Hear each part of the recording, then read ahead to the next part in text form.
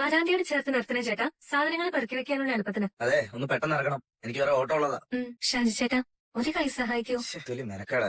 ഇതാരെങ്കിലും തന്നയച്ചതാണോ? ഞാൻ ഇവിടെ തരാൻ വേണ്ടി വാങ്ങിച്ചോണ്ട് വന്നതാ. എന്റെ കർത്താവേ, ഇവിടെ ഒരു സാധനം ഇല്ലാതെ വിഷമിച്ചിരിക്കായിരുന്നു. എങ്ങനെ അറിഞ്ഞു ഇവിടുത്തെ അത്യാവശ്യമാണെന്ന് ആരെങ്കിലും വന്ന് പറഞ്ഞോ? ആരും പറഞ്ഞില്ല. ഇതൊരു വൃദ്ധസദനാണെന്നുള്ള കേട്ടറിവേ ഉള്ളൂ. ഞാൻ ആദ്യമായിട്ട് വരിക. ഇതെല്ലാം എടുത്ത് അകത്തേക്ക് വെച്ചേക്ക്. മതിയെ. മോളെ ഏത് വീട്ടിലെയാ? ഇവിടെ അടുത്തുള്ളതാണോ? ഞാൻ കടപ്പാട്ടൂരിന്ന് വരിക. പാലാ ടൗണില് സ്വർണ്ണക്കടയും ജൗളിക്കടയൊക്കെ ഉള്ള ബാലചന്ദ്രമേനോന്റെ വീട്ടിൽ നിന്ന്. നെടുമ്പറക്കിലെന്നാ വീട്ടുപേര്. അറിയാം, ആ ടെക്സ്റ്റൈൽസ് കണ്ടിട്ടുണ്ട്. ബസ് സ്റ്റാൻഡിന്റെ അടുത്തല്ലേ? അതെ. വലിയ കോടീശ്വരന്റെ മോളല്ലേ? ഷാജി ചേട്ടൻ വല്ലതും പറഞ്ഞോ? ഒന്നുമില്ല. എന്നാ ഞങ്ങള് പോയിക്കോട്ടെ സിസ്റ്ററെ. ആയിക്കോട്ടെ, വലിയ ഉപകാരം ചെയ്ത കേട്ടോ. മോളുടെ പേരെന്താ? അലീന. അല്ല, തിരിച്ച് മാർക്കറ്റിലോട്ടാണോ? എന്നെയും ടൗണിൽ എവിടെയെങ്കിലും ഇറക്കി വിട്ടാ മതി. എന്നാ ആദ്യം നമ്മുടെ പൈസ തന്നേക്ക്. അല്ല, ചായ കുടിക്കാൻ ഒരു 10 രൂപയും കൂടെ തന്നേ വെച്ചേ.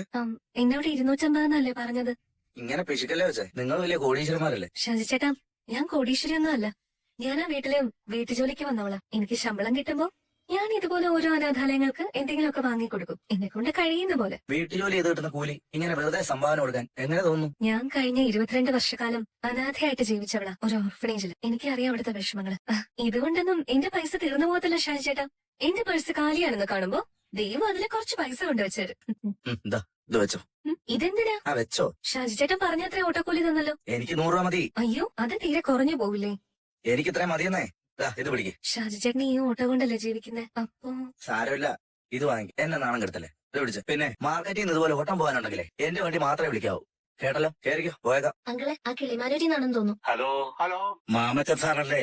അതെ, മാമച്ചനാ.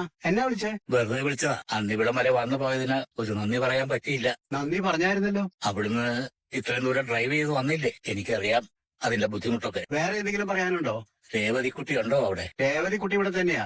എന്താ സംശയം? അവളുടെ കയ്യിലോട്ട് ഫോണൊന്ന് കൊടുക്കാവോ? അതെ, എന്തെങ്കിലും പറയാനുണ്ടെങ്കിൽ പറഞ്ഞോ, ഞാൻ അവളെ അറിയിച്ചേക്കാം. എന്റെ സാറേ, അവളുടെ ശബ്ദം ഒന്ന് കേൾക്കാൻ വേണ്ടിയാ. ശബ്ദത്തിനൊന്നും ഒരു കുഴപ്പമില്ല. കോൾഡോ പനിയോ ചുമയോ തൊണ്ടവേദനയോ ഒന്നുമില്ല അവൾക്ക്. എന്താ മാമച്ചൻ സാറേ ഇങ്ങനെയൊക്കെ പറയുന്നത്? അവളുടെ വർത്തമാനം കേൾക്കാനുള്ള കൊതി കൊണ്ടല്ലേ? കാണാനോ നിവർത്തിയില്ല.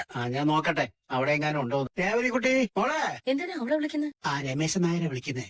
അയാൾക്ക് രേവതിക്കുട്ടിയോട് സംസാരിക്കണമെന്ന്. അവിടെ ചെന്നപ്പോ സംസാരിച്ചാൽ ഇനി എന്ത് സംസാരിക്കാനാ? അയാൾക്കൊരാഗ്രഹം. പിന്നെ ആഗ്രഹം ഇത്രയും കാലം എവിടെയായിരുന്നു? ഒരു കൈക്കുഞ്ഞിനെ അതിന്റെ അമ്മേനെ ഒരു ദയയില്ലാതെ ഉപേക്ഷിച്ച് കളഞ്ഞവരല്ലേ? ഇപ്പൊ സംസാരിക്കണം പോലും. നീ അവളെ നിങ്ങൾ വിളിച്ചേ. എന്നതാ മാമച്ചായത്? അവർക്കിപ്പം വിളിച്ചും പറഞ്ഞും അവളെ എങ്ങനെയെങ്കിലും അടിച്ചോണ്ട് പോകും. മകൻ മരിക്കാൻ കിടക്ക, അയാളും കുഴിയിലോട്ട് കാല് നീട്ടിയിരിക്കുക. ആ സ്വത്ത് മുഴുവൻ മകന്റെ ഭാര്യയും ആങ്ങളമാരും അടിച്ചു. അത് തടയാൻ ഒരു അവകാശി വേണം. ഇതൊക്കെയല്ലേ അവരുടെ മനസ്സിലിരിപ്പ്? നീ ഇതൊക്കെ എങ്ങനെ മനസ്സിലാക്കുന്നു ഗ്രേസമ്മേ? പെണ്ണുങ്ങൾ അങ്ങനെ അങ്ങേയറ്റം വരച്ച്. ഞാൻ കുറെ ദിവസമായിട്ട് ഇത് തന്നെ ആലോചിക്കും. അവരുടെ ഉദ്ദേശം നല്ലതല്ലേ ഗ്രേസമ്മേ? ശരിക്കും രേവതിക്കുട്ടിയും അവളുടെ അമ്മയും അനുഭവിക്കേണ്ട സ്വത്തല്ലേ ഇത്? അവര് താമസിക്കേണ്ട വീടല്ലേ ഇത്? അതൊക്കെ നേരത്തെ ഓർക്കണായിരുന്നു. ഇനി നമ്മുടെ രേവതിക്കുട്ടിക്ക് അവരുടെ സ്വത്തൊന്നും വേണ്ട. നമ്മൾ അവൾക്ക് വേണ്ടതെല്ലാം കൊടുക്കുമല്ലോ. പിന്നെന്തിനാ? ആരാ എന്നെ വിളിച്ചിട്ട് 1 മണിക്കൂറായി. ഇപ്പോഴാണ് വരുന്നത്. എന്നതാണെന്ന് വെച്ചാ പറ. എനിക്ക് 100 കൂട്ടം പണിയുണ്ട്. രമേശൻ നായരാ വിളിക്കുന്നത്, കിളിമാനൂരിന്ന്. അതിന് ഞാൻ എന്നാ വേണം? അങ്കിള് സംസാരിച്ചില്ലേ? അയാൾക്ക് നിന്നോട് സംസാരിക്കണമെന്ന്. അതിന്റെ ഒന്നും ആവശ്യമില്ല അങ്കിളെ. അങ്കിള് പറഞ്ഞാ മതി രേവതിക്കുട്ടി ബിസിയാണെന്ന്. അയാൾക്ക് എന്താ പറയാനുള്ളതെന്ന് നീ കേട്ടിട്ട്? ഞാനിപ്പോ അങ്ങോട്ട് ചെല്ലണമായിരിക്കും. ഞാനാണെങ്കി ഇവിടെ വിട്ട് എങ്ങോട്ടും പോകാൻ ഉദ്ദേശിക്കുന്നില്ല. എന്നാ അത് പറ. ഹലോ കട്ടായി പോയി. അത്രേ ഉള്ളൂ കാര്യം. ഇനി വിളിക്കുമ്പോ അങ്കിള് പറഞ്ഞാ മതി എനിക്ക് കാണാനും സംസാരിക്കാനും താല്പര്യമില്ലെന്ന്. അവൾക്ക് ഇഷ്ടമല്ലെന്നേ അവളുടെ അമ്മ ആത്മഹത്യ ചെയ്തത്. അവര് കാരണം കൊണ്ടല്ലേ? അത് ഓർക്കുമ്പോ അവൾക്ക് അവരോട് ദേഷ്യ. എന്താ വേണേട്ടാ, വാതില് തുറന്നിട്ടേക്കല്ലേ? പിന്നെ എന്തിനാ ബെല്ല്? പ്രമാണിമാര് വരുമ്പോ ആദ്യം വീട്ടുകാരറിയണം. വന്ന് സ്വീകരിച്ച് അകത്തോട്ട് ആനയിക്കണം. ഓ, മനുപ്രമാണി അകത്തേക്ക് വന്നാലും വന്നോളൂ. ഒന്ന് മീനിങ്ങിട്ടുണ്ടല്ലോ. ബ്യൂട്ടി പാർലറിൽ പോയോ? ഞാനിതൊരു ബ്യൂട്ടി പാർലറിൽ പോയിട്ടില്ല. എന്തോ ഒരു പ്രത്യേകത ഉണ്ട്, ഗ്ലാമർ കൂടിയ പോലെ. മറക്കെ പോയതല്ലേ? ഞാൻ കോളേജിൽ പഠിച്ച കാലത്ത് അതായിരുന്നു ഗ്ലാമർ. അത് ഗ്ലാമർ. ഞാൻ ഗ്ലാമറിന്റെ കാര്യം പറഞ്ഞേ. അയ്യോ മനുവേട്ടാ, നിനക്കേ വെളച്ചില് കുറച്ച് കൂടുന്നുണ്ട്. നീ എറണാകുളം പോകുന്നതാണോ? അതെ. അലീന ഇവിടെ ഇവിടെ ചേച്ചി റെഡിയാക്കൊണ്ടിരിക്കുന്നുള്ളൂ. നീ പോയിട്ടെന്നാ തിരിച്ചു വരുന്നത്? എനിക്കൊരു 2 ദിവസത്തെ ഓഫീസ് വർക്ക് ഉണ്ട്, അത് കഴിഞ്ഞിട്ട് വരും. ഹായ്, ഇതാര്? അച്ഛാ, ഞാൻ പോയിട്ട് വരാം. നാളെയാണോ മറ്റന്നാളാണോ തിരിച്ചു വരും? നാളെ ഇനി വിചാരിച്ച പോകുന്നേ. എന്തെങ്കിലും മാറ്റം ഉണ്ടെങ്കിൽ നാളെ കഴിഞ്ഞ രാവിലെ. പോയിട്ട് പോട്ടടി മോളെ. യാത്രയ്ക്ക് ഞാനും വരാം. പോണേ. ശരി. അച്ഛാ, പോയിട്ട് വരാം. ഒന്നും നോക്കാനില്ല, സുന്ദരിയാ. ഓടി കളിയാക്കുന്നു. ഞാൻ സത്യം പറഞ്ഞതാ. അടിപൊളിയായിട്ടുണ്ട്. ആണോ? പോയിട്ട് വരാമേ. നാളെ വരൂലേ? ചിലപ്പോ നാളെ കഴിഞ്ഞു. അതുവരെ ഞാൻ ഒറ്റ. അയ്യോടി, അച്ഛനും ബബിത രോഹിതും ഒക്കെ ഇല്ലേ ഇവിടെ? അവരെല്ലാരും കൂടെ ചേർന്നാലും അലീന ചേച്ചിക്ക് പകരാവോ? നാളെ തന്നെ വരാൻ പറ്റുമോ നോക്കട്ടെ.